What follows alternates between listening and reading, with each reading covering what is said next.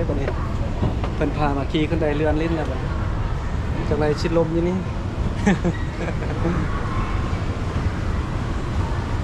ซื้อคำปะ หืม ซื้อคำปะ มีเพราะเงินซื้อกับขึ้นมาเลยมีหันคล้ายคำอยู่นี่นะถ้าสันฟองจะมีหันคล้ายคำนี่ลายนะ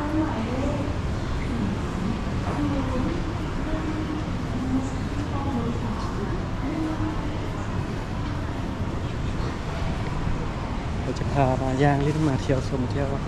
ไอเต็กมาเป็นยังไงก็บอลังบ่เคยเห็นจากเธอบ่เคยลิ้นแบบใดเนี่ย2,000ก็ลิ้นได้ลองลิ้นให้เบิ่งดูเอาเงินปอนตัวนี้2,000กิฟต์เนาะเอาเบิ่งน้องสายเพิ่นนึงเอาเงินตัวนี้ก็เลียนออกมาเอาลองเบิ่ง สิเป็นจังไดบัดนี้เดี๋ยวจะเบิ่งน้องสายเพิ่นเนาะเห็นเอาเงินใส่ในตู้ใบ2,000กิฟต์แล้วก็จะมีเลียนตกลงมาเนาะตั้งแต่เกิดมาไม่เคยลิ้นจักเทือนนะเพราะว่าจะเป็นคนบ้านนอกนะเอามานี่มาเบิ้งคนบ้านนอกเข้ามาในเมืองมานี่มาเจอตู้กินแล้วกันให้น้องสายไปลิ้นให้เบิ้งเนาะเอาเงินกิฟไปยอดเอาเป็นเลี่ยนแล้วก็มาลิ้นเกมเนี่ยเอาเบิ้งว่าน้องสายเพิ่นสิลิ้นเกมยังลิ้นเฮ็ดยังเด้เอาไปใส่เนี่ยโอ้ลายบอลขนาดน้องสายเพิ่นมาเล่นเกมอยู่นี่นี่เป็นตู้เกมนะเล่นเกมแข่งรถนี่นะ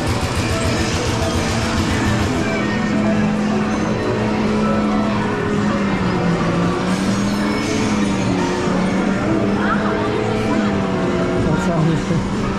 แข่งรถกันแล้วบัดนี้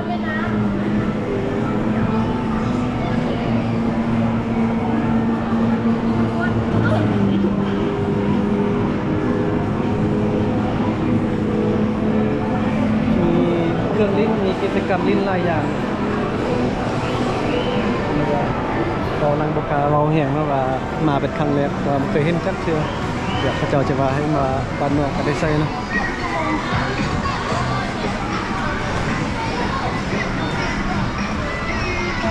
เป็นครั้งแรกของเบาลัง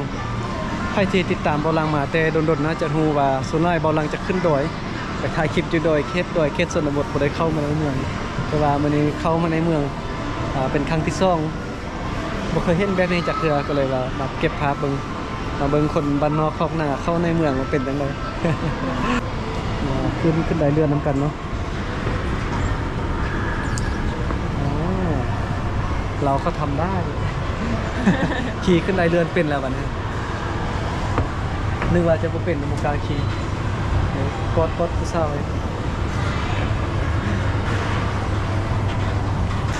ด้านนี้ก็ยังบนเล่นเกมเลย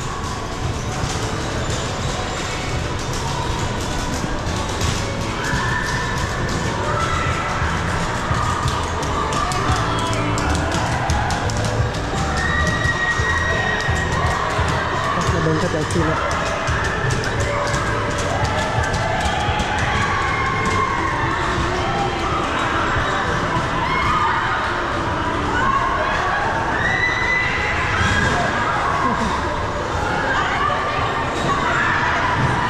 เดี๋ยวเราเบิ่งนี่วันนี้เป็นบอลขี่รถซิ่งนะขี่รถทำกัน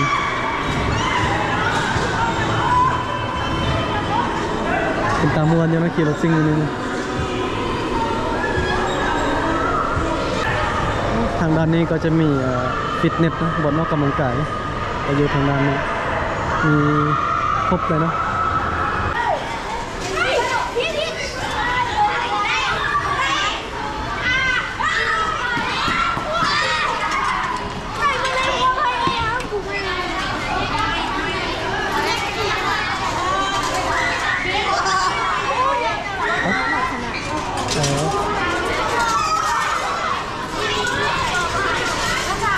มาเฮียนไล่ขนาดเลยมันนี่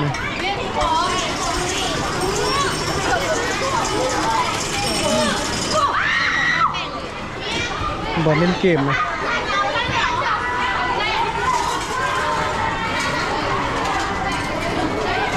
ลิ้นเอาการ์ตูนนี่ได้บ่เบิ่งดูได้บ่การ์ตูนอันลิ้นให้เบิ่งดู เรียนไอ้น้องนี่หรอกอะไรอ่ะ ลองลิ้นให้เบิ่งดูได้บ่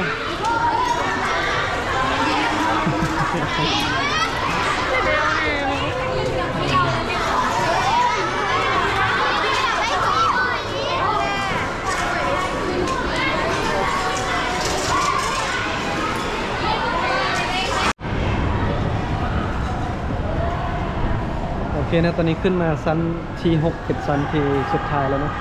ทางด้านชั้นสุดท้ายนี่ก็จะมีโซลูมค่ายรถแบบนี้เลยก็มีแต่รถงามๆอยู่นี่นะเห็นแล้วก็รู้สึกว่ามีกำลังใจไปถ่ายคลิปแล้วนี่โบแมนตี้ชั้นสุดท้ายนี่นะ แมนแล้วกลัวเห็นมีขึ้นใดขึ้นไปเต็มเลยเดี๋ยวพาไปเบิ้งรถนำกันแบบนี้มักสุดเลยแบบนี้เดี๋ยวจะให้เบิ้งรถในฟันของเบาลังแบบนี้เนาะเพราะว่าเบาลังเป็นคนมักการเดินทางอยู่แล้วนะอีกอย่างรถคันนี้ก็จะมีเต็นท์นอนพร้อมเนาะเมื่อค่ำเมื่อคืนเดินทางไปกลางเต็นท์นอนได้เลยเนาะนั่นจะเป็นยี่ห้อออกใหม่บอกเบาลังก็บนในใจได้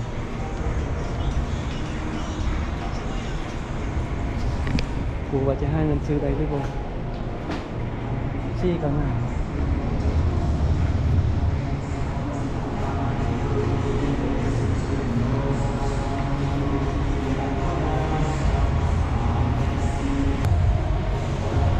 เดี๋ยวจะพาเดินเที่ยวชมรถนำกันเนาะ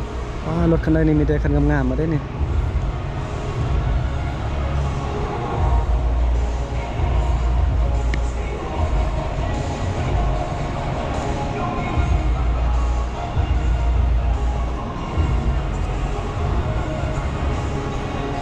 ตอนนี้งามเบิ่งรถแต่ละคันอยู่นี่มีแต่คันงามๆมาเนาะ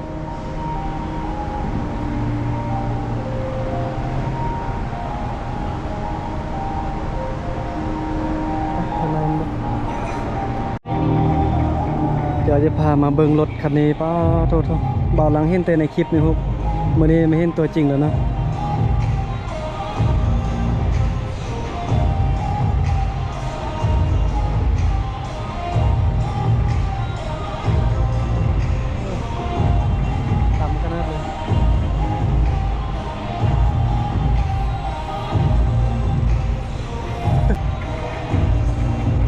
แต่ในรูปในคลิปนี้ตัวจริงต่ำขนาด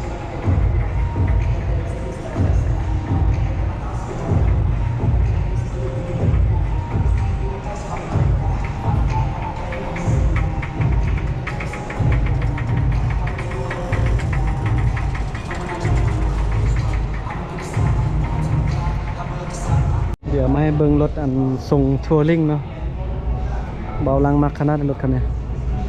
มีกองข้างกองท้ายผมนะขี่เดินทางไปตอนนี้มาเบิ้งกันเนาะไปโซนขึ้นบัน